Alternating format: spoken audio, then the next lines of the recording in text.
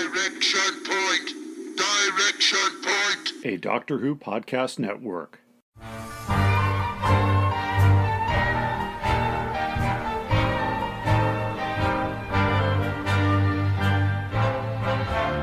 Well, hi everybody. Welcome back to Doctor Who Literature. My name is Jason. We're a member of the Direction Point Doctor Who podcast network.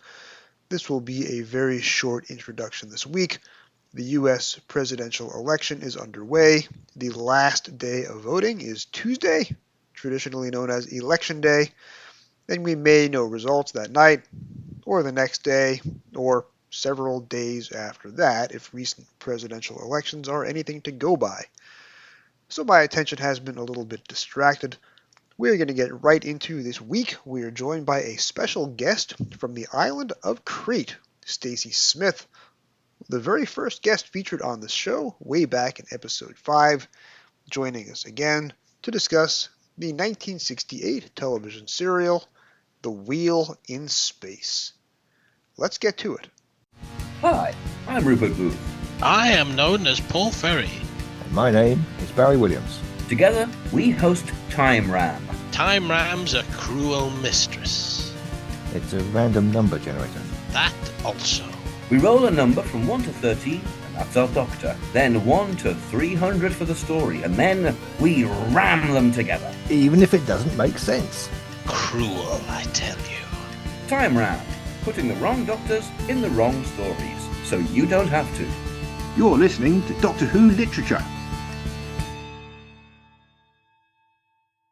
We have a first for Doctor Who Literature this week. I have recorded with guests in the United States. I have recorded live in the United States. I have recorded from London. I have recorded from Ireland. I have had guests from Canada, England, Norway, Australia, New Zealand, Singapore. This is the first time that I've had a guest from the island of Crete, which was made famous in Doctor Who terms in the TV story The Horns of Naimon, which kind of sort of takes place there. Stacey Smith, how many Naimon have you seen today? 3. I have seen 3. So my plan for retirement, and I may have shared this with you before, I'm not going to be working forever. When I finally retire, what I want to do is I want to move to Crete, and I want to open up a Doctor Who themed nightclub on the island of Crete. And I want to call it All That Cretan Jazz. Oh, you know, the Minotaur and all that Cretan jazz. So Yeah. What brings you to the island of Crete?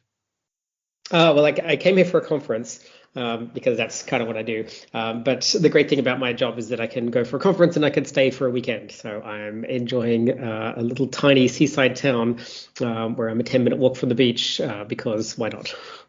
What's the conference about? It was the Biomat Consortium. So basically it was the math biology conference, and I was talking about kind of the early days of COVID, and basically going over what we did right, what we did wrong, basically what lessons can we learn for future pandemics. The broad answer is that actually we got a lot of things pretty right. The masks really saved a lot of lives in the beginning, and vaccines really helped get us out. It could have been better if we'd rolled out the vaccine faster. A month earlier for masks would not have made much of a difference, but a month earlier for vaccines would have saved an enormous number of lives and hospitalizations and everything. So lessons learned. Some of which we've implemented since, like the monkeypox outbreak, basically at least in developed countries was under control because we took up the vaccine really, really quickly. And so we basically averted an outbreak here. So we'll see what happens as the memory of COVID fades and whether we're good at this in the future. But that was kind of fun stuff I was talking about. What was the delay in getting the vaccine out? Was it slow to develop, or was it a problem with the logistics of getting the needles and arms, or was it vaccine hesitancy and the odd political backlash that has developed to vaccines here in the United States anyway? Yeah, it was a bit of a combination. The vaccine itself was developed very fast. I mean, it's been 30 years since HIV, and we're still waiting for a vaccine for that. But COVID had a vaccine within, several months. I think Israel was the first country to vaccinate, and they rolled it out very fast. Broadly speaking, it was a combination of sort of political issues and people being unsure and all sorts of things. The major vaccine hesitancy didn't really come till later. There was some of it, of course, at the beginning, but it really started to pick up once there was sort of mandatory vaccinations or near mandatory vaccinations because of businesses and stuff requiring them. So essentially, I mean, it's a multifaceted problem, and humans are really, really bad at doing risk assessments. And so, yes. we will be terrified of things we don't know, even if they're provably safe. And we are completely blasé with risks that are really, really dangerous. People will smoke a cigarette or drive a car or eat meat, and it's like we're like, oh yeah, that's fine. I'm familiar with that, so therefore it's fine. When these things are really not fine. Yes, I am a meat eater myself. I don't know how many years that's shaved off of my lifespan, but that's one habit. I'm a huge risk taker myself. I mean, I'm in Crete, but that's one of my more tame countries I go to, and I'm a trans woman wandering around at night and things like that. So risk is not a thing that I'm particularly good at either. But I try and pick my battles a bit. When I heard that you were in Crete, the very first question that I had for myself is the labyrinth actually there, and is it a tourist attraction that can be visited? So there actually is, come to find out, a labyrinth which claims to be the one of the famous story of Theseus and the Minotaur, except it's not open to the public because of German bombs left over from World War II. Right. Okay, I didn't even know that. Yeah, I think I'm far from the action because I'm over on the northwestern side of Crete at the moment. So I haven't even seen the Knossos, which is like in Heraklion, which is far from where I am. So I'm actually just here for the beaches really this time. So there are no Naimon lumbering around the beaches? Not that I've seen, no. And that would not be a very good cosplay opportunity anyway in the summer sun. All the photos that you sent me, I am just dying of jealousy over here. Although because of global warming and climate crisis, which is another risk that we are walking into eyes wide open, and anti-climate change denialism has become a talking point here in the States. It is almost 80 degrees this week in Brooklyn, and we are in early November, and it should be at least 30 to 35 degrees colder Fahrenheit. So there's almost no need to travel to summer locations anymore because summer is finding us in the dead of autumn. Yes, that's oddly terrifying. So one of the, of course, more unfortunate facts of the COVID pandemic is the political movement that viruses are good and vaccines are bad, and we should let the virus run its course.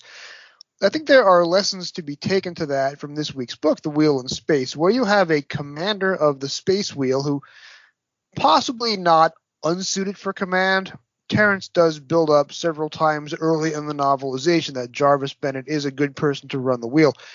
He goes into total dissociation mood when the crisis hits, and he's not able to adjust for any variables or account for unknowable events. He becomes a disastrous commander and just completely ignores the crisis, and it gets a lot of people killed. So The Wheel in Space is David Whitaker's final completed script for Doctor Who. He does get his name on the Ambassadors of Death in season 7, but he had precious little to do with the actual story as written and televised, most of which was down to Malcolm Hulke. Wheel in Space, the novelization, we'll talk about. Very good book. It's classic Terrence Dicks when he's allowed to operate at the full target page count. This one goes to 143. The TV story is one that I struggle with, and I don't think it's a very good end for David Whitaker on TV. And I think it also exposes some of the defects in the previous David Whitaker story before this one, Evil of the Daleks, which is hailed as an all-time classic. So let's talk a little bit about those things. In terms of the long tradition in the Patrick Troughton era of base commanders who lose their minds during the course of a story, from best to worst, where do you rank somebody like Jarvis Bennett?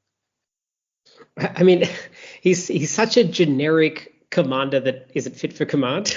I mean, it's kind of like, I mean, there was just one in Fury for the Deep. Like, there's just there's so many of them in this era, and Jarvis is like the absolute middle of the pack. Like, he is the most mundane, generic commander of, like, based on the Siege, essentially, that we've ever seen. Like in the Ice Warriors, it's interesting. It's like there's other ones where, like, you're like, okay, I sort of see what they're going for, or the acting is amazing, or something like that.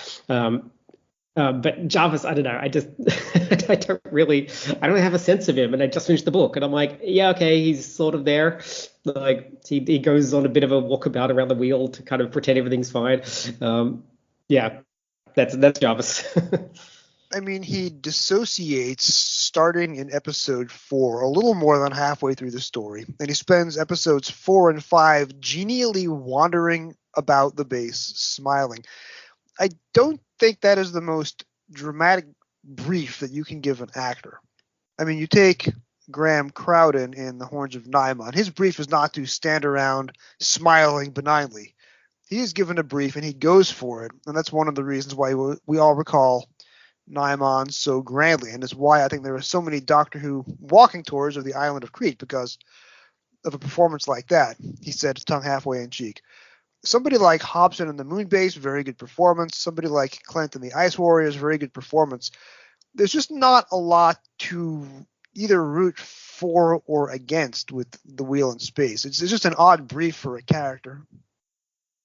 Yeah, I mean, like, I know I watched episode 3 many years ago, but I don't really have much of a sense of it, except for that 6 minutes of episode 1 that is animated somewhere. And that one actually is quite vivid. But I must admit, I was reading this book, and I'm kind of like, how many episodes is The Wheel in Space? It's got to be 4. And I know in my head it's 6. But I'm reading this game. This is a great 4-part story. Like, this is a very good, just generic 4-part story. We're good to go. Terrence writes it like it's a 4-part story. I mentally couldn't even figure out where the cliffhangers were for a 6-part story, because it just feels so 4-party. And I was kind of like, I think if it was 4 parts, it'd probably be tighter and better remembered. I mean, there are ways that you could do it if you were going to get out your magic editing scissors. I mean, the whole first... You and I first met at the Visions Convention in Chicago in 1996. And I don't know if you remember this. I remember it vividly. They had a video room, and they were showing a lot of the early mid-1990s telesnap recons of missing stories that I had never heard before. I'd read the novelization of Wheel in Space close to when it came out. I'd never heard the audio or seen any of the telesnap recons. So we're there in Chicago in November 1996, and you guys are organizing a room party. And I say, no, they're starting Wheel in Space at 10. I want to sit and watch some of Wheel in Space.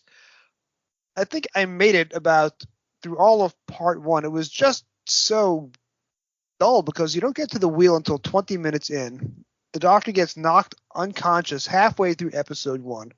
Doesn't recover and start taking steps again until episode 4, which is a lot of Patrick Troughton-less time to go through a story.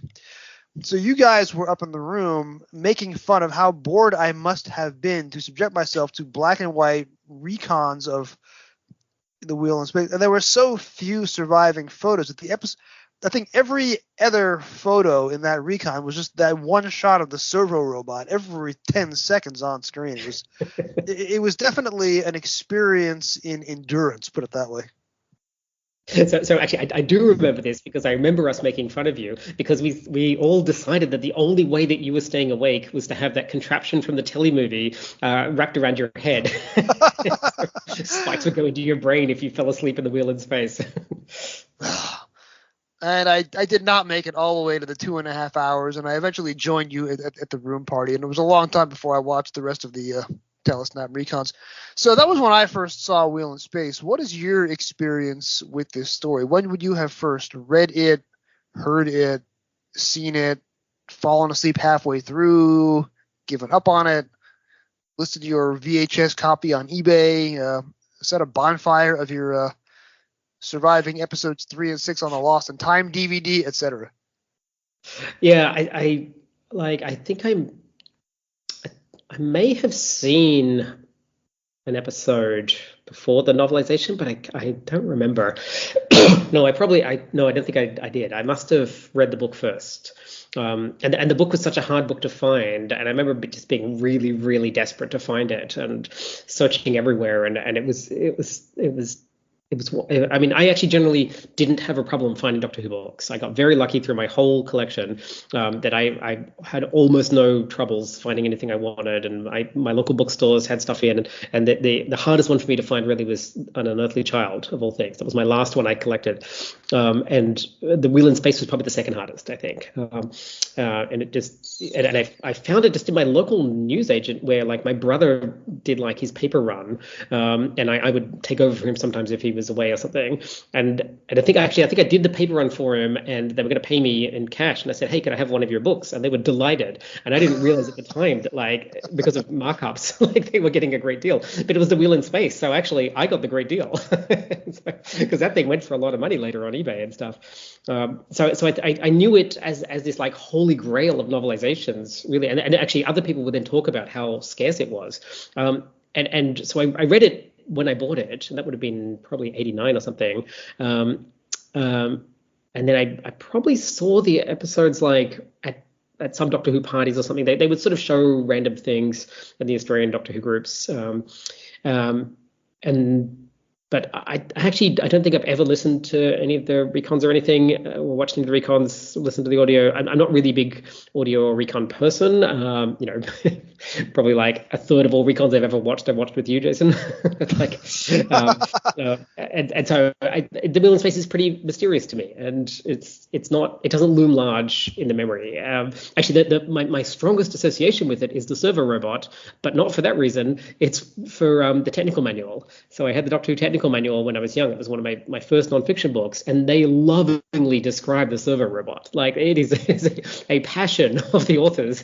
It's like this server robot, and so I thought it was like one of the biggest villains in Doctor Who, this server robot, and it's like, this incredible thing, and it's like just there. It's that possibly explains why the episode 1 Telesnap recon that I watched in 1996 is a commercial for the servo robot. It has an outsized importance, given that it's the most rudimentary Cyberman device, and it's only around for the first 2/3 of the episode, is never mentioned again. Obviously, it doesn't come back. There's no 6 CD Big Finish box set of the Jodie Whittaker Doctor, or the actor who plays the Peter Capaldi Doctor, or the fugitive Joe Martin Doctor running around fighting further adventures of the servo robot. I mean, yet. Yeah, there's no. Well, there will be a market for it if Big Finish has to put out enough stories, but not yet. I honestly struggle with this story, and this is my theme about David Whitaker that I'm developing over the course of this interview.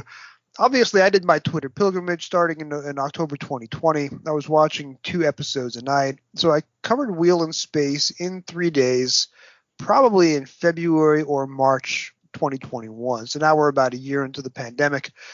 And I was loving the pilgrimage for the entirety of the Hartnell era. That's why I'm strongly tempted to do a Hartnell podcast after DW Lit ends. And, of course, the Pertwee and the Hinchcliffe years were the highlight of any pilgrimage. Those are the rightly proclaimed as some of Doctor Who's best years right there. But the season 5, season 6, just the gap in quality, starting with the Abominable Snowmen and going through the nether reaches of the Space Pirates. Wheel in Space is in the middle of probably the weakest run of stories Doctor Who ever did. If you're like me and believing that Abominable Snowmen, Wheel in Space, the Dominators are just poorly made, less than gripping stories in their own right, which is surprising to see David Whitaker's name on it. Now, I've read Simon Gurrier's book. David Whitaker obviously is one of the titanic forces driving early Doctor Who in every sense. So let's say some nice things about David Whitaker first. What is your take on David Whitaker's overall legacy for Doctor Who? Yeah, I mean, I think we can't really overstate the power that David Whitaker had in driving the genesis of Doctor Who and setting the tone.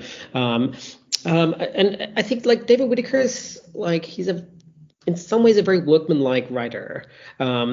and yet within that, he really pulls things up to a higher standard than probably they should get to. One thing I was thinking about the Wheel in Space is like the characters, they're pretty thin, and yet they're also really memorable. Like I feel like just the names alone evoke a lot. Like you got Gemma Coleman and Leah Ryan and stuff, and these names just lodge in the brain. It's very Terrence Dicks-ish actually. It's like they're sketched out in very, very thin, broad strokes, and they stay, and they're distinct from each other, and they're kind of like actual characters, even though there's not much there. And this is Whitaker at his weakest. And if you do something like when you read the original novelization of Doctor Who: An Exciting Adventure with the Daleks, it is unputdownable. Like that. I visited Andrew Cartmel at his home, and he lives right near Barnes Common. And so he invited me to come up when I was in the UK, and he said, here's my address, and I went. I was like, this is Barnes Common. I was like, oh my God, I'm on Barnes Common. And so I'm, going to have one fanish moment, and I'm having another one on the way. And I took a selfie of myself in Barnes Common. And I told my friend I was staying with, and he told his wife, he said, I was dining with Doctor Who royalty tonight. And so I was going to visit Andrew Cartmel. And so I mentioned to Andrew Cartmel that hey, you live right near Barnes Common. And he's like, yeah, and he didn't know he did not know the association of Barnes Common with Doctor Who, because why would he? And so I explained. I said, well, actually, the first script editor of Doctor Who put this in his book, and so and I found like a PDF of Doctor Who: An Exciting Adventure of the Daleks, and so I sent it to him after the dinner after I got back, and I said, here's the book I was talking about, and page 1 you can see Barnes Common, and he wrote back to me and he said, this book is too gripping. I have actual work to do. I can't spend my night reading this book, and yet I have trouble putting this down. And you can't send me this. It's too much. And I thought this is an amazing moment that the final script editor of classic Doctor Who is being enthralled by the writings of the first script editor of Doctor Who. And to me, that really says it all. I mean, that really speaks to the power of David Whitaker. And this is decades later that his writing was just that good. And so, I mean, that was David Whitaker at his best. I think Wheel in Space maybe is at his worst. But nevertheless, it's got a power to it. And I think it's got a strength that outlives itself. I think that these, the Wheel in Space, I think it's aged badly, because I was trying to read the book just now with an eye to why was this exciting at the time? Why did he want to write about this? And I realized that what we've all lost, of course, is the space race, right? This is, we talk about the space pirates is kind of coming out just as the moon landing is happening and so on. But this is a year earlier, and the space race is exciting. And this is people working in everyday jobs in space. And I think we've lost the power of this, and it's trying to show how they would live and go about their business and what would they do being in space all the time. And you've got, people, trying to both fit in and not fit in, right? You've got the guy who grows the flowers and, is a bit of a crank. And then you've got Zoe being this computerized kind of person. You've got sort of, this kind of military-esque command, but it's not that military, and they have to face day-to-day dangers like meteorites coming at them, and they've kind of there's a ship off course, and and it's kind of it's a bit like looking at an airport or something, and they've got all this stuff happening and they've got to take care of it, and I was like, that was probably really thrilling for an audience in 1968. I think probably watching it, they were like, wow, yeah, this is what we want from the future. This is what the future is going to be in the far distant world of the 2020s. We're all going to be living in wheels in space. So, I think that's where this story probably had a power that no longer exists. And it does have, I'll give the story credit where credit is due. It has this sort of simple mathematical mystery, which is where great classic Doctor Who resides. You have this rocket that's called the Silver Carrier, and it's called the Silver Carrier because it's a Cyberman Trojan horse, and it has Cybermen on board. So Silver Carrier, it's more clever a title than Silver Nemesis anyway. And you have this rocket that has enough fuel for 20 million miles, and it was 7 miles away from its destination when it was lost. And yet it's managed to travel 90 million miles with enough fuel for 20, which is a mathematical impossibility. And it's Zoe who's able to figure that out because she's the mathematical genius. So it's a simple calculation that you could do on the back of an envelope, but for an 8 or 9-year-old viewer, it's got to be, oh, this is what's talking about in math class. Two trains leave a station. Where do they meet? This is the Doctor Who application of that classic, 9-year-old math problem for 9-year-old students. And you also make a good point about the international nature of the characters. This is only a couple of years after Star Trek comes to American television screens in the middle of the Cold War, intentionally showing an international crew all living in perfect harmony in deep space. This is not a problem that goes to David Whitaker. This is a problem that goes to the director, because the cast accents are a humiliation. Thinking about the Irish character and the character Chang, which is one of Doctor Who's best kept secrets about how awful an idea this was, obviously not played by an actor of Asian descent. And of course, in the novelization, Terence goes out of his way to tell us that Enrico Casali has an Italian name but does not have an Italian accent. Well, someone gave Donald Sumter a different brief on television, that's for sure. I think if you get rid of some of the patronizing portrayals of non-British characters, maybe Wheel gets a little bit better. But that brings me to Gemma Corwin. You bring up that it's a great name and it lodges in the head. This should be Doctor Who's triumph. This is a female character with agency. She is a medical doctor. She is second in command. She is the smartest person on the wheel.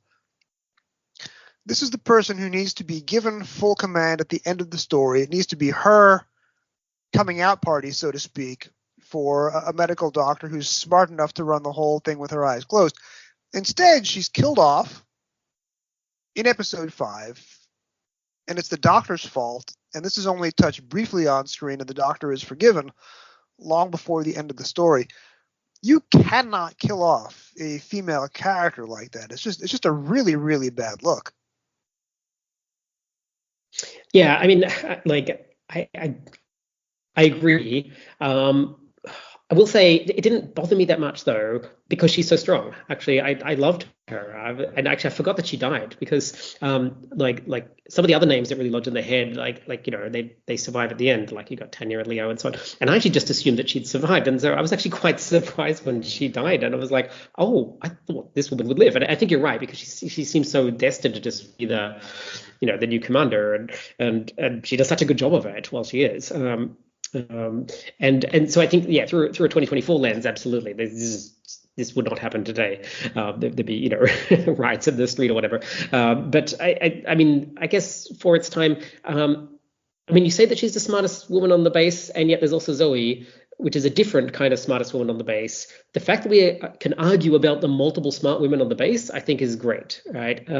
And of course Zoe doesn't die. So I think like sometimes I think we tend to have this sort of we get mad at TV for being TV. I think that if there's only one woman and you kill her off, that's really bad, right? But you can kill off one of the women if you have other women, right? And sort of, because if you've got critical mass of this, so-called minority sort of, status, then you could actually let them be full characters, and you can let them have surprising things happen and so on, and you're not locked into a box. Now, none of this thinking went into David Whitaker's brain in the 1960s, but I think actually the solution is just more, right? And so when you have multiple people that you can argue about who's the smartest one, then yeah, I think actually it is safe to kill off one of them or something.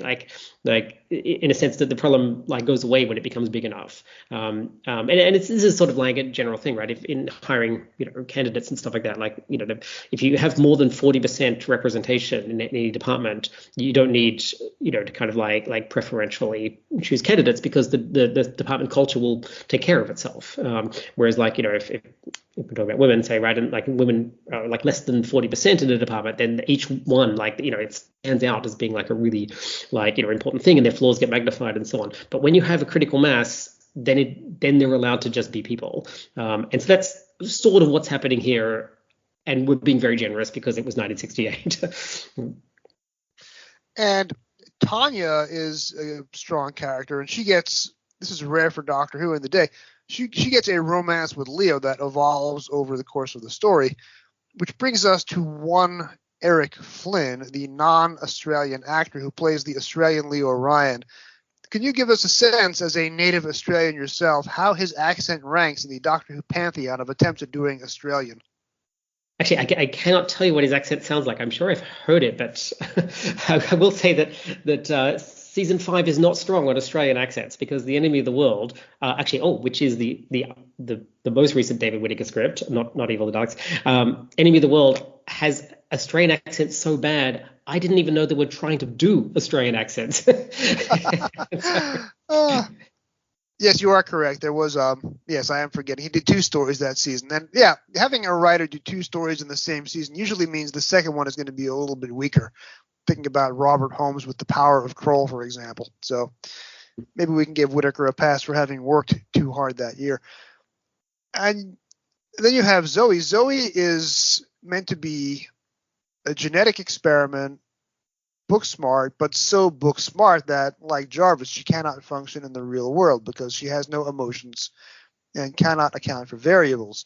So in the TV script, she goes on a journey learning about herself, and one of the reasons she stows away with the Doctor is to learn how to live in the real world. Some of that subplot is deleted by Terrence for the novelization. He does cut out several scenes, possibly in order to make the book fit the word count. This is an aspect of Zoe's character that is never touched on again for the entire remainder of her tenure, from Dominators all the way through the War Games. That, of course, is not David Whitaker's fault. That just has to do with whoever was the script editors at the time. And we know how Terrence has mentioned that nobody was minding the store in season 6. So David Whitaker had things in mind for Zoe that never get picked up on. That is not his fault. I just think, and here's where I'm coming to this. The last time that I read Wheel in Space before this podcast would have been about 10 years ago, when I was doing an out of order target read through, picking a book a week at random order using a random number generator. I had forgotten that Gemma died, and in my memory, I had it construed so that it was Gemma who is the person who shows up and greets Zoe in the War Games when she's dropped back off by the Time Lords, because they filmed a special scene for War Games episode 10 using a portion of the wheel set and using one of the actors. Turned out to be Claire Jenkins, who played Tanya, not Gemma Corwin. But in my mind, the last time I read through this book, I was convinced that Gemma survived the whole thing, because I had this false memory of her being in the War Games. And when she's killed off at the episode 5 climax, I was genuinely upset. Number one, because my memory had failed, which, now that I am over 50, is an increasingly common occurrence and is now the norm rather than the exception. But also, I just thought it was a bad look for the story. You've given a very good, well, I don't want to say defense or justification, but you've given a good reason for why it doesn't land as badly as it could have, because there are other strong female characters on board the wheel, something Doctor Who wasn't doing a lot of. And then, of course, we come to the plotting. Evil of the Daleks is a 7-part story. And you know, I hate this theory that any given Doctor Who serial in the 60s or 70s is quote-unquote 2 episodes too long. You wrote about that in your Black Archive on the Silurians, which I talked to you about not here, but on Trap 1 after that book came out. And I don't think any Doctor Who story is 2 episodes, because it's a serial. It's not meant to be a 90-minute movie. It's meant to be a serial, and it's meant to have, extraneous or duplicate scenes. That's how serials work. Evil of the Daleks, I think, is the only story you can fairly say that about. Just too much time spent wandering about the Maxtable house, and it's a story that tries my attention. The point of the Evil of the Daleks is the Daleks have this scheme that is so clever and so complex and so convoluted that the Doctor gets lost in it. The Daleks arrive on Earth in 1866. They jump forward precisely 100 years in time to find the Doctor in the middle of another alien invasion, as it turns out, the Faceless Ones. They lure him and Jamie into a trap, forgetting about Ben and Polly, who they should have been tracking as well, because Ben and Polly only left surprisingly 5 minutes before Evil of the Daleks starts. They have a web of people. The TARDIS is captured. It's brought to the antique shop. Then it's lured back in time, back to 1866, and then they have to trap the Doctor into testing Jamie into finding the human factor, but then the human factor is really a cover for the Dalek factor. Then they go back to Scarrow. It's a very complex, perhaps needlessly complex plot to convince us of how smart the Daleks are. It doesn't work for 30 seconds if you think about it in real life. This makes the Master's plot and power of the Doctor seem maddeningly simple. I think Wheel in Space is David Whitaker trying to do for the Cybermen what he does for the Daleks in Evil. The Cybermen make not one, but 2 stars go supernova, so they can test the defense strength of the Wheel against meteorites, and then they take over the Silver Carrier. They sneak Cybermats on board to disable the Wheel's defense against meteorites. Then the Cybermen hide themselves on board Silver Carrier inside a box marked beryllium, which is the mineral that the Wheel needs to rebuild the laser cannon. And then they sneak on board. Why? Why do they have to destroy 2 stars as a cover to invade one space station? Make that make sense. Okay. I'm up to the challenge here because if anybody can do it, you can. I'm on it. All right. So the Cybermen basically were introduced like a year and a half earlier. This is story number 4 for the Cybermen. We've had the 10th planet, we've had the moon base, we've had Tomb of the Cybermen, and now it's the Wheel in Space. And if we think about what was the 4th Dalek story, right? So we had the original Dalek story, we had Dalek Invasion of Earth, we had the chase, and then we had the Daleks master plan, right? Effectively, we had this gigantic epic that basically, by that point in the Daleks, it's kind of like we've introduced this great monster, and then we've gone, wow, we've got a great thing. Let's do a sequel. Let's bring them back. It's going to be amazing, right? And then they've kind of gone to like, okay, we kind of get them. They're going to be silly, right? and then to kind of really make them serious, you've got this gigantic epic, right? So that's kind of the first, 4 Dalek stories. And the first 4 Cybermen stories, they're not quite the same beats, but it's kind of like, we've introduced this monster and we've realized belatedly it's amazing. Let's have another one, right? And then it's kind of like, okay, let's go back and kind of figure them out a bit. And so the Wheel in Space is like the 4th story. At this point, like they're a runaway success, right? They've appeared, twice in the same season, which is unheard of at this point in Doctor Who. They are clearly like the new big bad. Terry Nation has taken the Daleks away anyway, right? And wants to make them big in the US or something. So the Cybermen's kind of like all that we have, and we need to make them like big and powerful. And this is the version of the Daleks master plan. I'm going to say it right now. The Wheel in Space is the Daleks master plan for the Cybermen. It is the Cybermen as this galactic force, right? They're thinking big, they're acting big, and they pretty effortlessly infiltrate that wheel, right? They do a lot better job than the moon base, and they really get kind of like everybody is kind of like just they're doing their jobs and they're just letting the Cybermen in because the humans are reacting in very predictable ways. And the cyber planner is like kind of like got its kind of like its plan is working perfectly until the Doctor wakes up, basically, which is quite late in the day. And so like the Cybermen are actually very, very competent here. And so like I'm like it's the Wheel of Space like an ordinary story, but I think it's reaching for something more, even if it doesn't actually get there. And I think if we'd actually found it and be able to watch the whole thing, I suspect there would be some surprises in there. I think it might be better remembered than it is, because I think Whitaker is really, really trying to go big, and he was kind of like in a way he was going smaller with the Daleks in his 2 Dalek stories. I think he was kind of like. Like the power of the Daleks, it's just one base, it's claustrophobic and so on, and it's really the Daleks are there to recognize the Doctor to have this handover for the regeneration, and Evil, although you're right about the complexity of the plan, it's still kind of sort of this very claustrophobic story, right? It's all inside Maxwell's house, really. Yes, they go to Skaro at the end of it, but like it's many episodes inside one house, about 15, I think.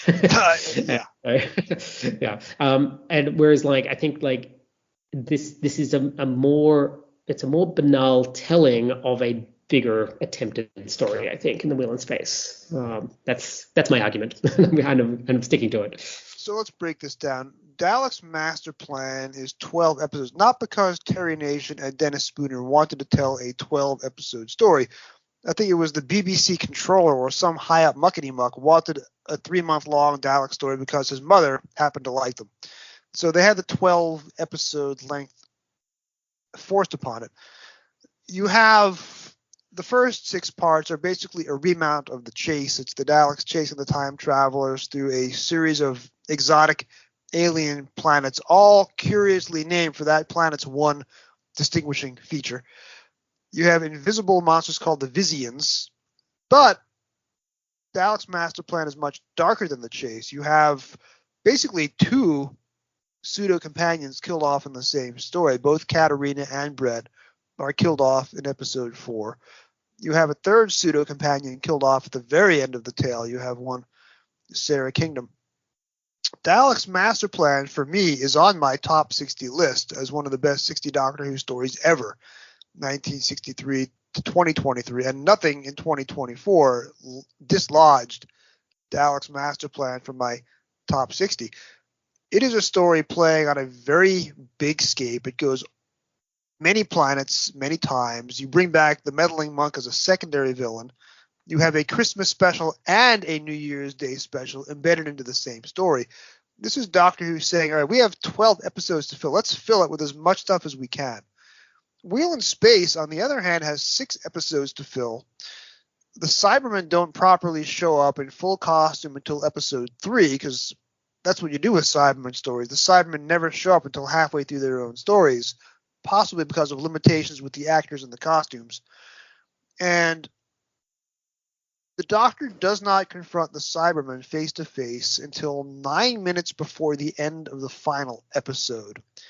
Dalek's master plan, the Doctor meets the Daleks right off the bat, whereas in Wheel in Space, they take forever to get together. This is not David Whitaker's fault, but Patrick Troughton's vacation for episode 2 of the story was booked months in advance, and he was told you have to have the Doctor absent in episode 2. The way he contrives to do that, the Doctor is put out of commission in the middle of episode 1. He doesn't open his eyes until the middle of episode 3. He doesn't get off the gurney until the middle of episode 4. That's 3 full weeks of story time, actually 4, where the Doctor doesn't take a single step. And this severely hamstrings the story in terms of having its best asset in it, and that is the protean acting of Patrick Troughton, still one of the most interesting Doctors ever to be put into the role. He is almost taken entirely out of this story, and that gives time for the guest cast to breathe, like you say earlier, but they're breathing with very, very silly accents and characters like Chang. So David Whitaker has to fill all this dead Patrick Troughton free time, and the stuff he fills it with doesn't appeal to me. There has to have been a way to get Patrick Troughton on vacation without taking out more than half the story with it. And I wish he had found a better way. And if he'd given Troughton more to do in episodes 1, 3, and 4, maybe the story doesn't fail for me so much. So that's another big problem for me. Patrick Troughton just isn't in it all that much, and he doesn't meet the Cybermen until the very end. Yes, William Hartnell was sidelined from the last 2 parts of Dalek's master plan because John Wiles was trying to get rid of him, but he's still in most of the rest of the story, whereas here there's a big Patrick Troughton-shaped hole. Yeah, I mean, I think there's a lot of unfortunate things that have happened to the Wheel in Space. The very fact that it's at the end of the season, and I think the money's run out a bit, the energy has run out a bit. As you said earlier, it's Whitaker's second story of the season, and it's not like his first one was right at the beginning either. Like he's probably a bit out of ideas. But it's I think the similarities for me are actually not so much that the 2 stories are similar, that they're not. It's that they both really evoke the period that they're in, right? The Daleks master plan is kind of like the William Hartnell era just turned up to 11, right? And you've got the Daleks chasing the Doctor through time, and like you've got kind of like this sort of like sort of military operations sort of happening in the background and stuff. You kind of like it's all Terry Nation stuff until it's all Dennis Spooner stuff, and you've kind of got comedy, and you've got actually you've got very like the sort of the lightning fast changes in like locations and plot and tone and everything. It was very emblematic of the William Hartnell era, but the Patrick Troughton era is not that, and the Patrick Troughton era has really leaned into its like isolated bases under siege with unstable commanders and an international cast and so on, and the Wheel in Space is exactly that. Like it is leaning really heavily into the strengths of its time, and it's trying to be sort of in some ways the sort of uber Patrick Troughton story, and as you say, it has one big problem with that, which is that Patrick Troughton isn't in half of it, and so that's the kiss of death, I think, and that's probably the reason it's not better remembered, as well as the fact that we can't see it, and so I mean, like it does give the characters some chance to breathe, but yeah, if the accents aren't there, that's really difficult. So I feel like there's a version of the Wheel in Space that was probably really good, and we didn't get that version. The version we did get was probably really exciting for space-hungry viewers in 1968, but we aren't them. So it's a series of retreats through the years, and now it's just this forgotten corner of Doctor Who. But what's interesting too is like it introduces a new companion, and 2 David Whitaker scripts ago, he introduced a new companion, and really kind of set things in motion there. Zoe is fascinating to me. I was reading this and just my overall thought was like, wow, this woman is very classically autistic. Like she's really hitting all the beats of that. And actually, I love that she really kind of it breaks her. Like there's the point in the book where actually you can see Zoe go from this kind of like very calm, calculating machine to like she's terrified. She's really scared of the Cybermen, and she suddenly becomes emotional, and she's like in touch with her emotions. And I'm kind of like, I really appreciate that. And as you say, they didn't really follow that up. Like I think like there were hints of it, and I think probably Wendy Padbury was putting it interacting a bit here and there. But it's really prominent in the Wheel in Space, and that's a really nice character arc. So I for one really like that. The fact that it like immediately leads into Evil of the Daleks is such a bizarre, bonkers thing to do. That it's like, wait, sorry, what? The next story is Evil of the Daleks? Like, how did that work?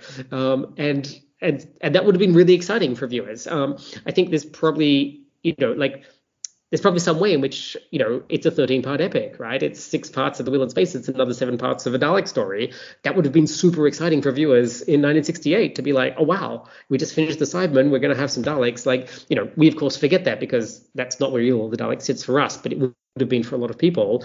The idea of a Doctor Who repeat on the BBC, like this is unheard of. And the repeat is canonized in story terms because Wheel in Space episode 6 still survives. It was released on VHS in the early 90s. We can actually see the lead-in to the one surviving episode, the scene from the episode 1 cliffhanger via the episode 2 reprise. I don't know if you have it yet. I have it in my house, but it's in the other room.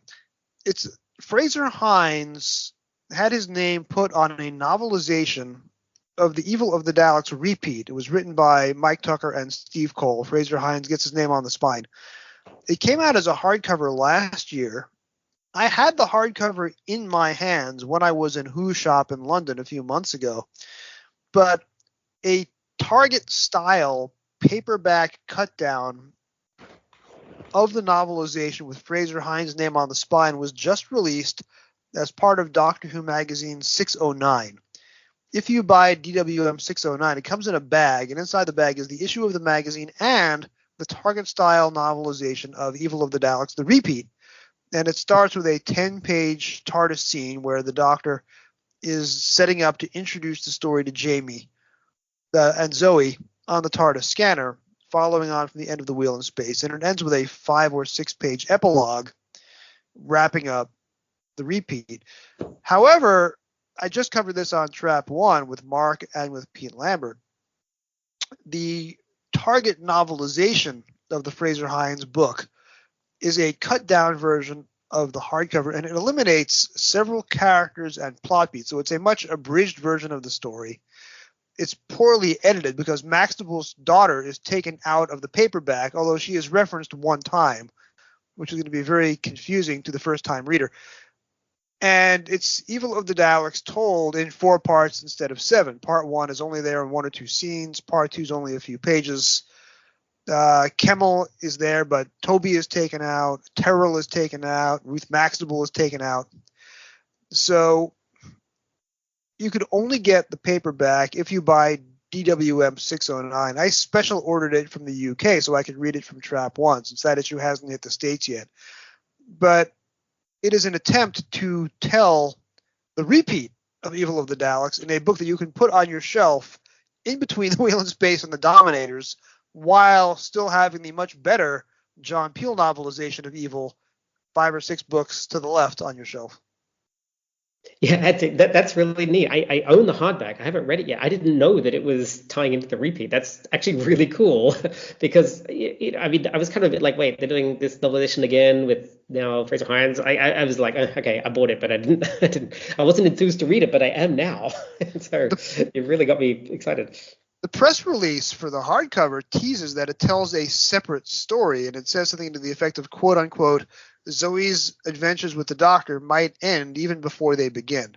So it teases the subplot threaded throughout the book of Jamie and Zoe and the Doctor fighting some menace while the Doctor is projecting the rerun inside of the TARDIS.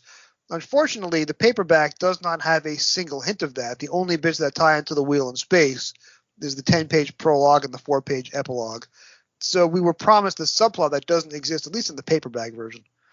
So maybe the hardcover has more meat to it. I don't know. I haven't read it. But you can now have 2 paperbacks of Evil of the Daleks. And if you read the targets through in story order, you can read Evil of the Daleks, Tomb of the Cybermen, ... Wheel in Space, Evil of the Daleks again, and then the Dominators. And then you could read it again in paperback.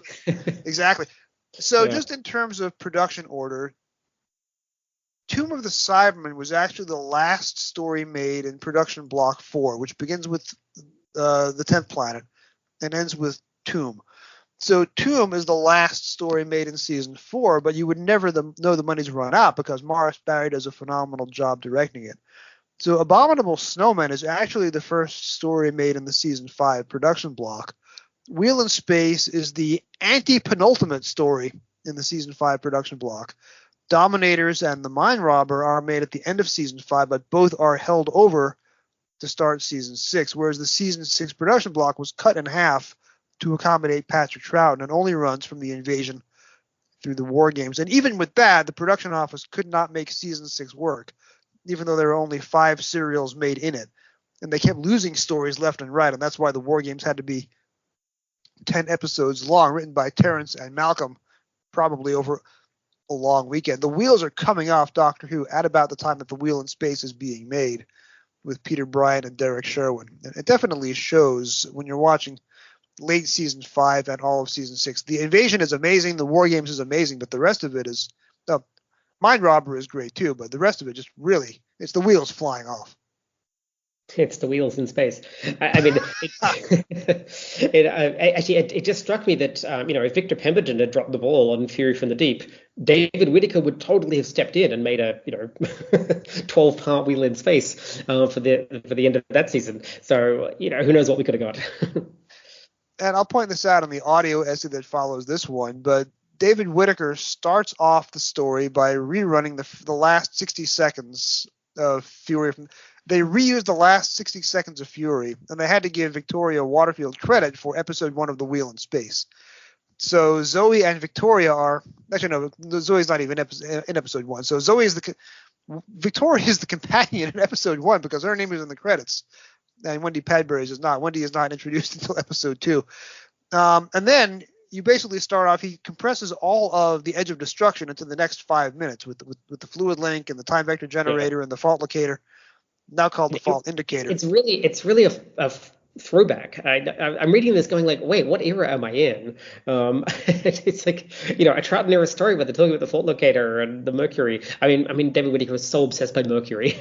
So, it's quaint actually. And even though it's only been a couple of years, it feels really out of time reading about this stuff.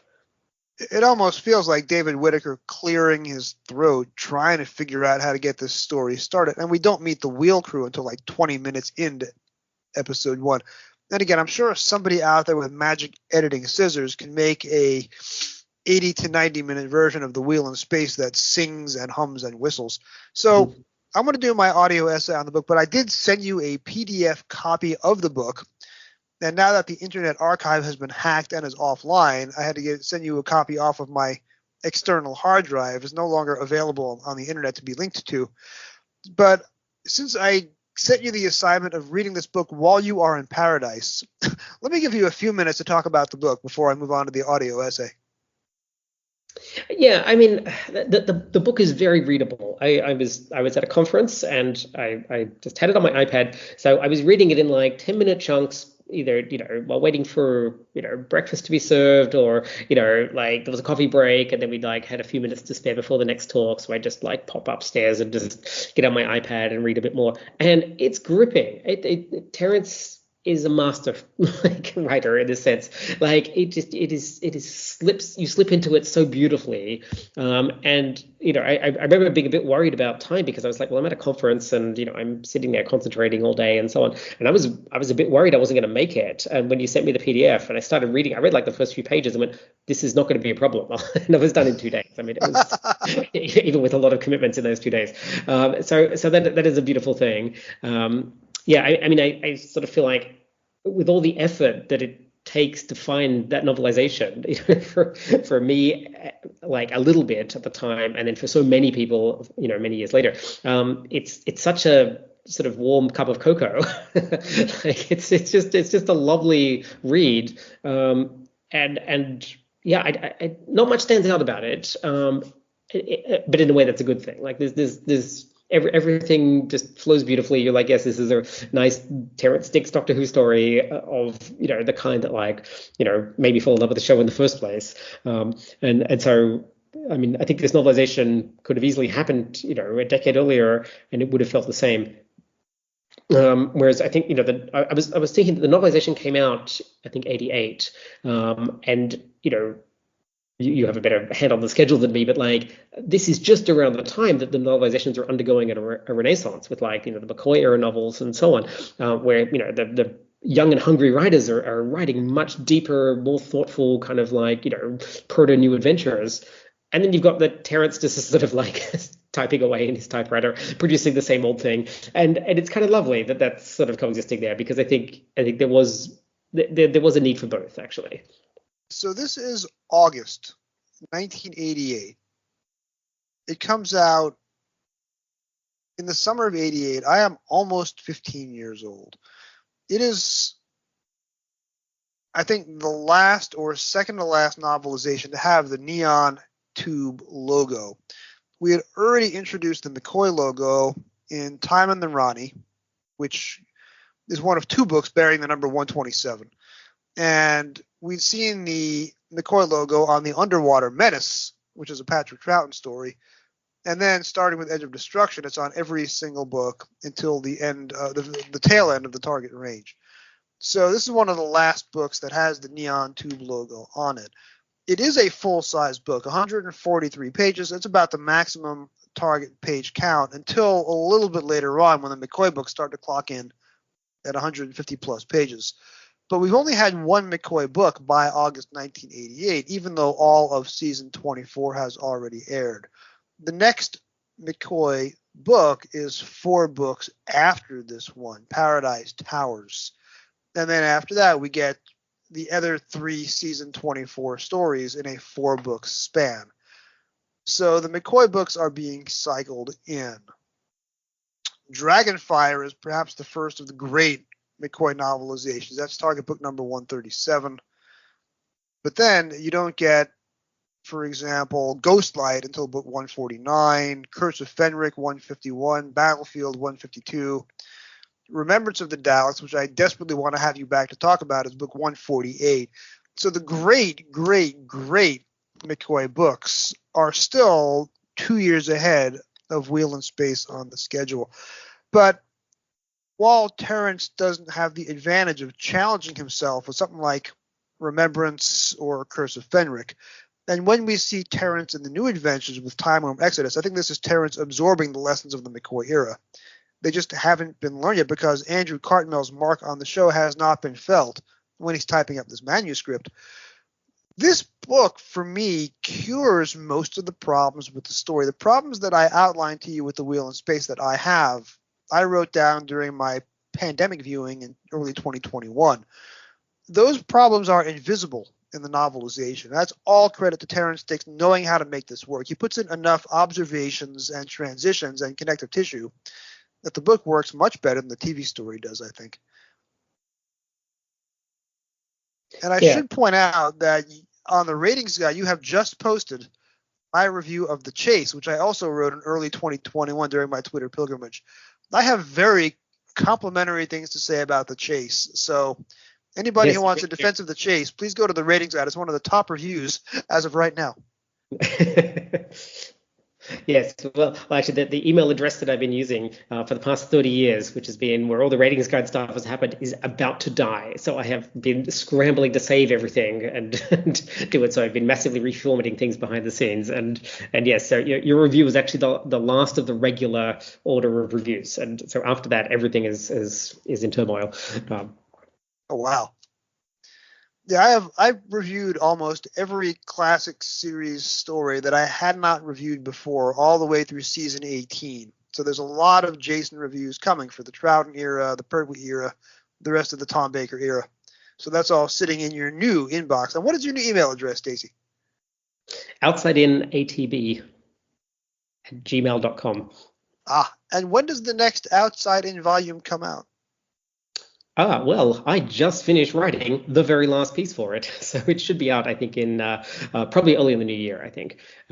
So yeah, I'm in the process of, the first couple of seasons of Deep Space Nine I have sent out to people to check over. The middle set is with the beta reader. The last set was waiting for, I was waiting for a bunch of people. I had a very, very hard time getting the last few stragglers, and so I got them, and I kept myself on reserve, and boy, did I keep changing what story I was going to do. So I have gone back and forth and around and backwards, and I know I am finally here, and I'm like, right, okay, I've got everyone else. Actually, at the last second, I had one, I think 2 slots left to fill. I was going to do the other one, and I got 2 people, and I was like, well, sure, give it a try, because I had such trouble getting people and getting people to commit to the end, and they both came through with great things. So it's like, oh damn, I'm out of things. I thought I wasn't going to write anything, and then I was like, oh, I just remembered a story that Deep Space Nine has that we'd forgotten about. So yeah, so there's a little bonus. And I will say that my Deep Space Nine essay for your book is probably the most hard-hitting analytics, baseball analysis you will ever get in a book about Star Trek. Yeah, you forced me to read about baseball, and I actually liked it, and I don't know what's happened to me. Actually, it's funny because you claimed that story, and boy, did a lot of people want that story. And I held it for you, and you delivered, and that was great. And I think you were the right person to do it. But a lot of people wanted the baseball story of Deep Space Nine. That's interesting. Now, are these American writers, or are these like British people for whom baseball maybe is not a priority the way it is for me? No, it was the Americans who wrote it. Sean Lyon is going to fight you at Gallifrey, I think. Oh. No, Sean, the baseball World Series just ended, and I'm in New York, and Sean's in LA, so our cities were meeting each other in the World Series. So Sean and I had a long conversation. He predicted to me privately that the Dodgers had no chance of winning the World Series because their pitching was just not going to hold up. But it turns out that he was wrong, happily, and the Dodgers annihilated the Yankees in 5 games. So Sean is so happy right now with the Dodgers' second World Championship in 5 years. That maybe he'll forgive me. What was his take? Do you know what his take on the story would have been? Because I was doing it as a biography of Dusty Baker, who is the character or the baseball player / manager on whom Avery Brooks modeled himself for that story. I wonder what take Sean would have had. I don't think he got anywhere near having an idea. I think he just wanted the story so badly. I told him it was already gone. Yeah. Yeah, and I was just thinking, as you were just discussing baseball details, and my eyes are glazing over. I thought one day I'm going to have my own Doctor Who podcast, and I'm going to spend like 2 minutes just talking about math to you. I have your mathematics guide to zombies, which you have signed for me, and I think I made it a page and a half. I'm totally lost. I have no idea what he's talking about. All right, Stacey, I'm going to let you get back to exploring Crete. You are, of course, in paradise right now, and I am in Brooklyn, which is paradise for different reasons, so I will let you go. Thank you so much for covering The Wheel in Space. Thank you for reading it on short notice, and thank you for that story about Andrew. I love that story about Andrew Cartmel. That is amazing. It's pretty cool, eh? Yeah. Anyway, thank you very much for having me. I am going to go on a Minnow tour. I'm going to let you have that one.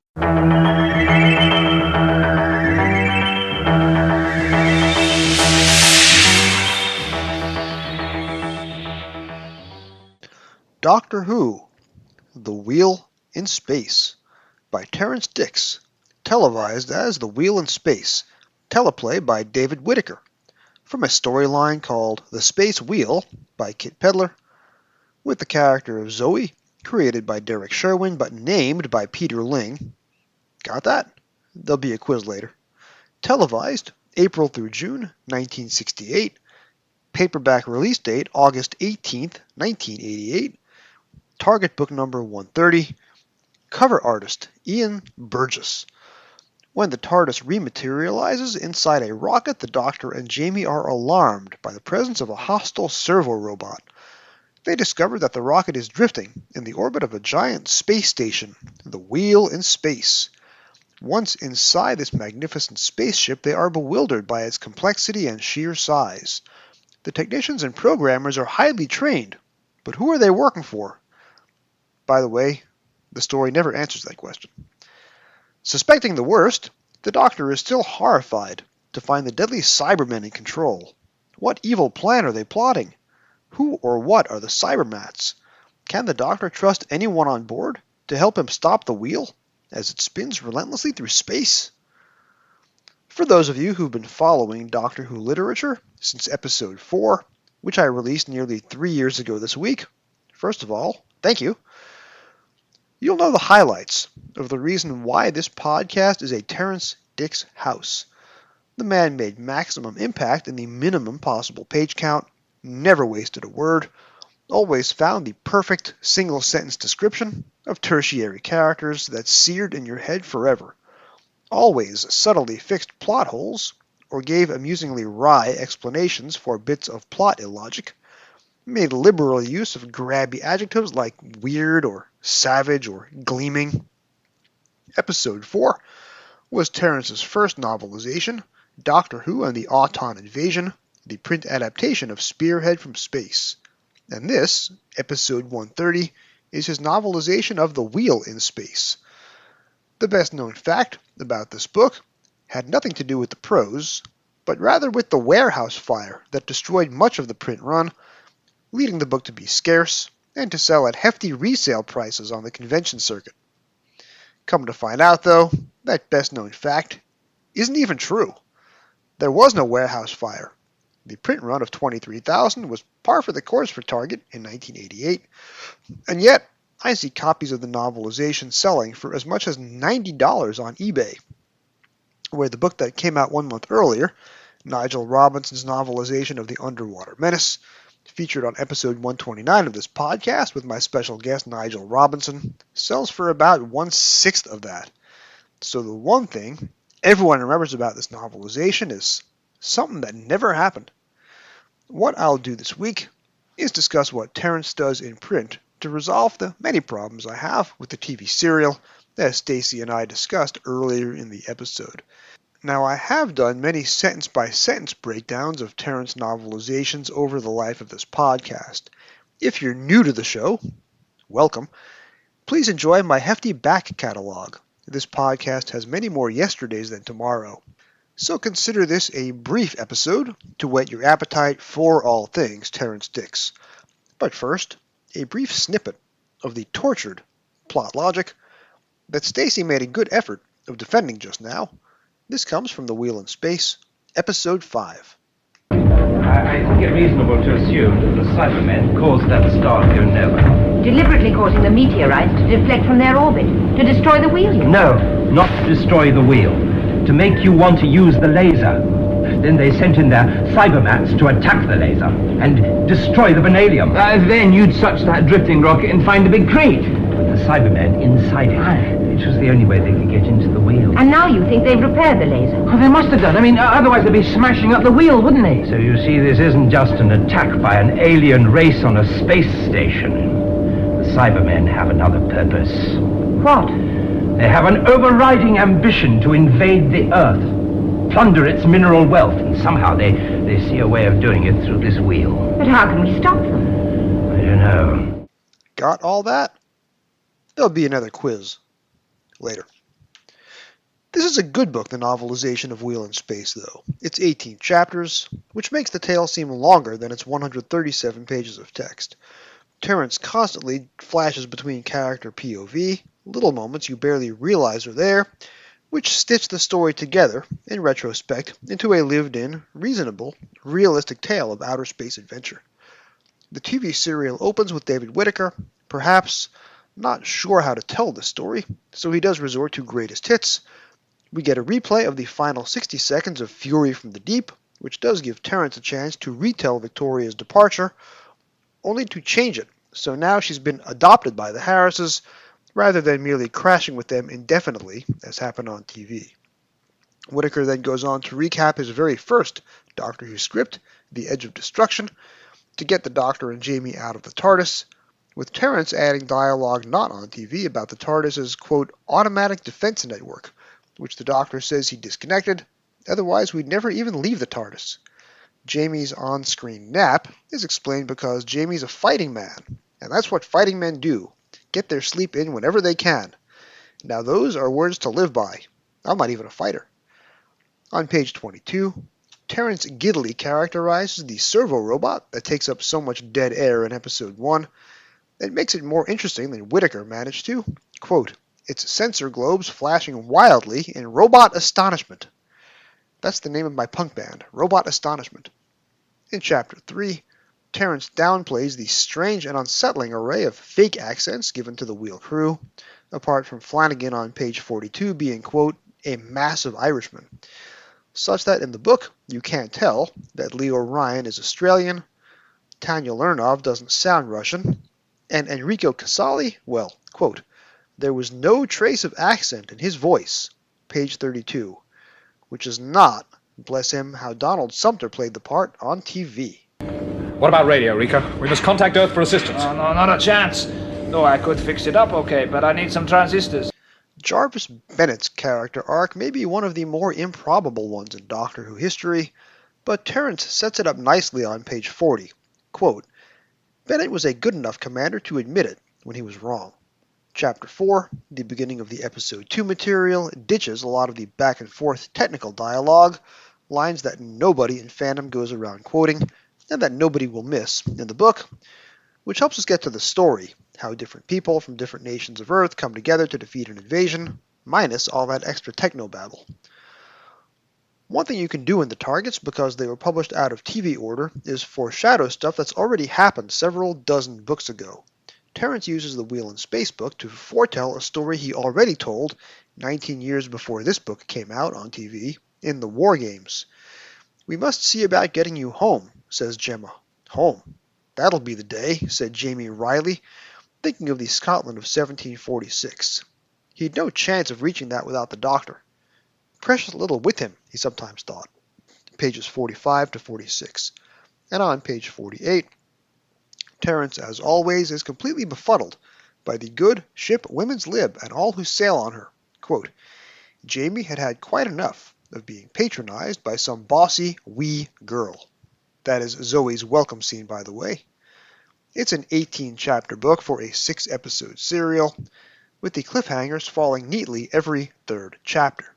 Curiously, where the Cybermen are revealed on TV at the episode 2 cliffhanger, and while in the book they're featured on the brilliant cover art, and nearly mentioned on the back cover blurb, well, Cybermats are mentioned anyway, Terrence doesn't use the words Cybermen at the corresponding cliffhanger, page 57. The only clue to the discerning reader is the use of the expression Silver Fist.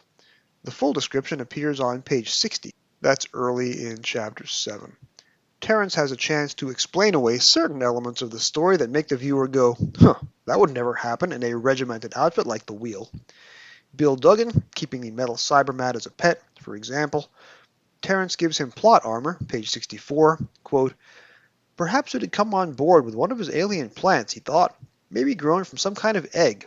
The cosmos was full of strange and wonderful things." End quote. Chapter 8, The First Death, is curiously restructured. Kevork Malikian's over-the-top death scene on TV is omitted from the book. Terrence at least explains why, on screen, Malikian, one of many, many Doctor Who TV guest stars to get a major part from Steven Spielberg in Indiana Jones and The Last Crusade. If you don't let go, Dr. Jones will both die! And we'll die! My soul is prepared! How's yours? Is killed by the tiny little Cybermat.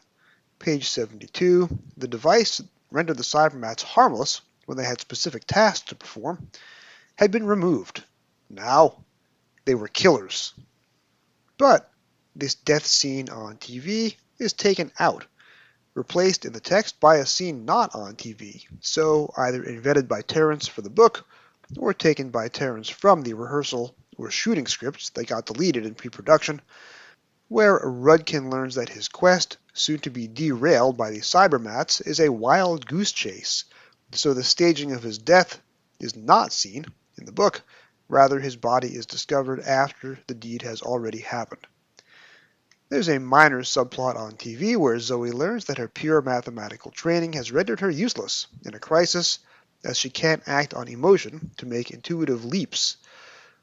There's a bit of that in episode 3 on TV, where she doesn't think to x-ray the plastic lump that a dying Kevork Malikian had used to kill a Cybermat. It's not a bad scene, but a lot of this was dropped from Zoe's characterization after this story, never to feature again.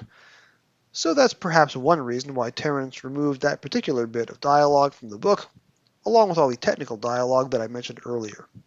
Some flirting between Tanya and Leo on TV is also absent in this part of the book. The lightning-quick 5-page, Chapter 9. Terrence excels at inventing the mini cliffhanger.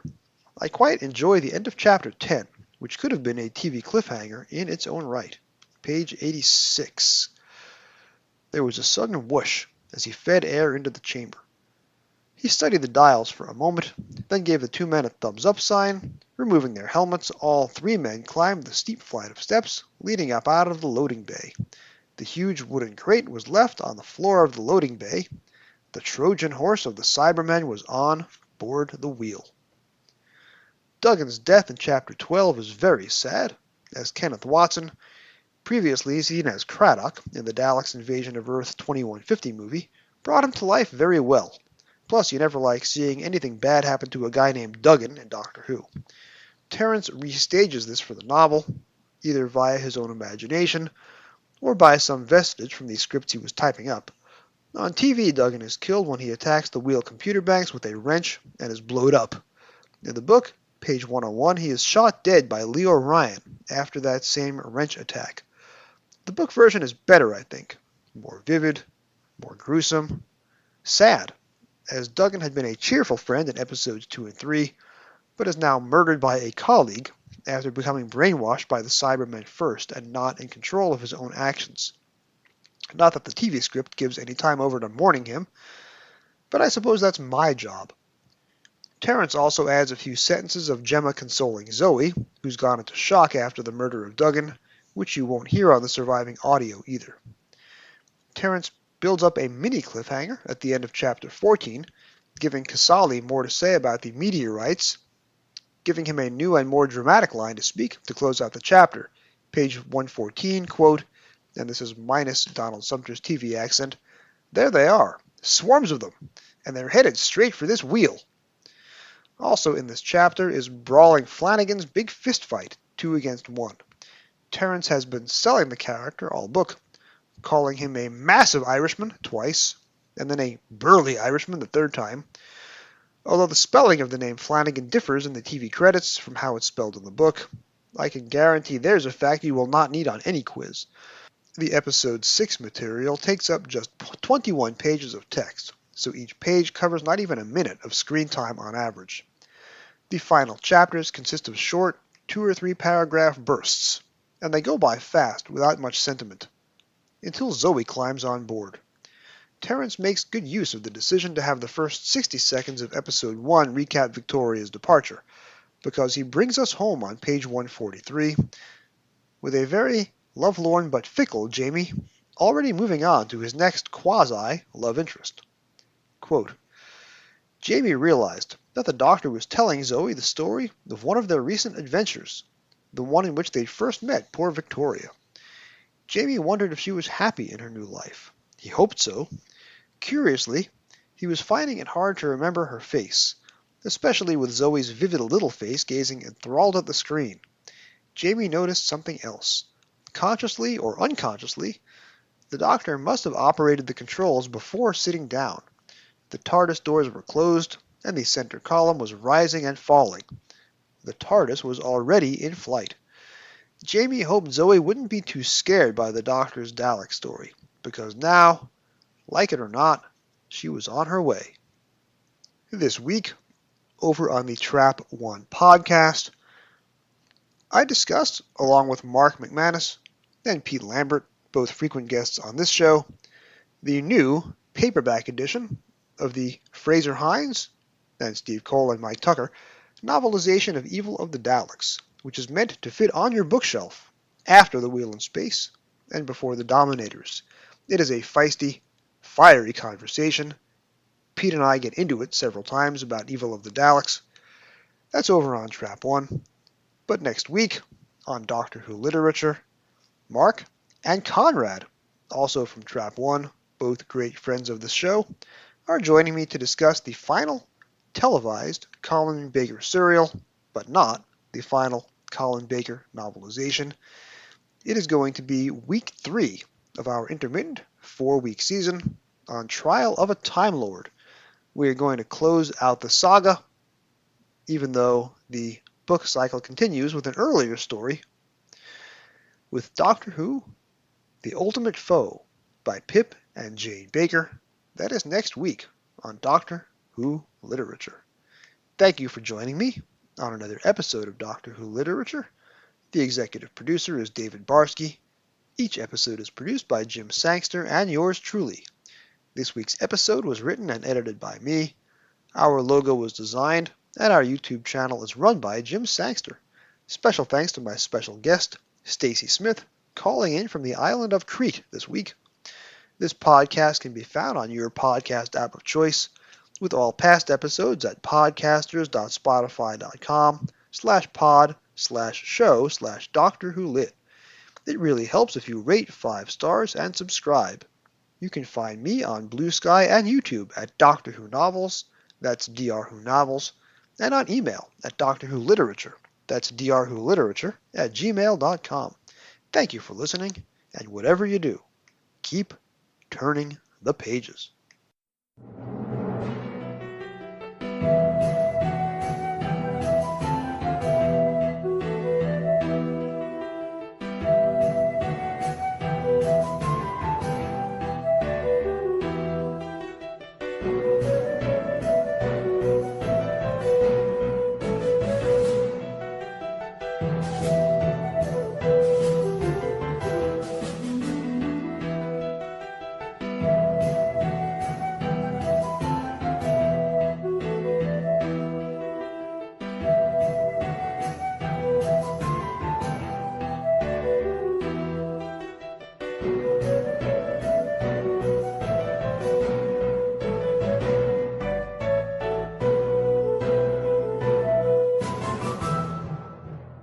Direction point!